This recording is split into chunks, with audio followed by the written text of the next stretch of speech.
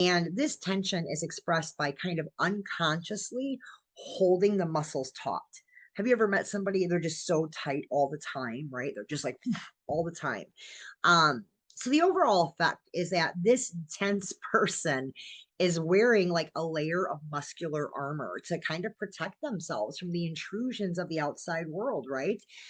So a man like this is probably going to get very little out of overall body contact, right? And would instead probably just be focusing all of his sensuality on just his penis. It's the one organ allowed to be vulnerable, right?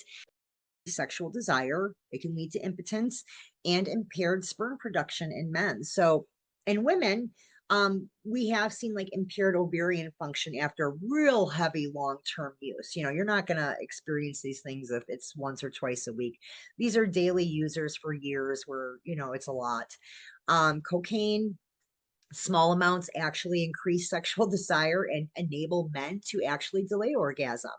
But again, heavy prolonged use is going to lead to sexual dysfunction in men and women. In men, you're going to see it, come about as impotence, and in women, they're going to have what we call orgasmic failure.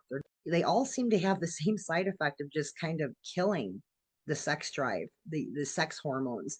Um, Antidepressant drugs, especially, they do have mixed effects on sensuality.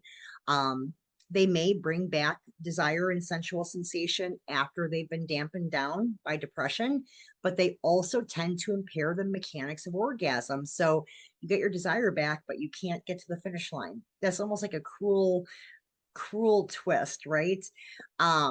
So it's usually only by coming off antidepressants that a person can get his or her like desire, arousal, and performance fully back to normal again.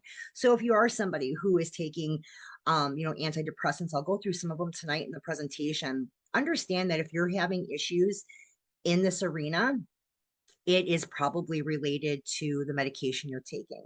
And if you are a sacred sexuality practitioner, if you incorporate sex magic into your practice, this can be a very big deal because it's going to affect your ability to manifest through.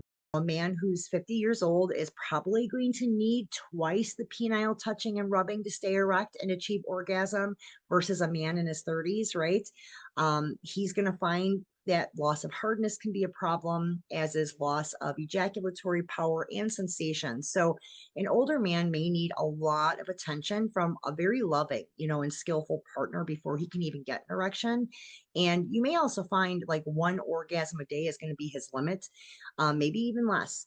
You know, I think sex can be compared to like riding a bike, right? In good health, we can do it at any age, but you may take longer to arrive and you may have to pedal harder when you're older. But the journey is, perhaps more pleasant if you don't rush it. And the older lover can be a very satisfying one. We know now that 60 to 70%, and this is an actual figure, of impotence cases have a physical cause. The majority of these are curable. So a man who is dealing with impotence now, he should go ahead and get some medical advice so he can get the right medication. There's so much on the market, which is nice.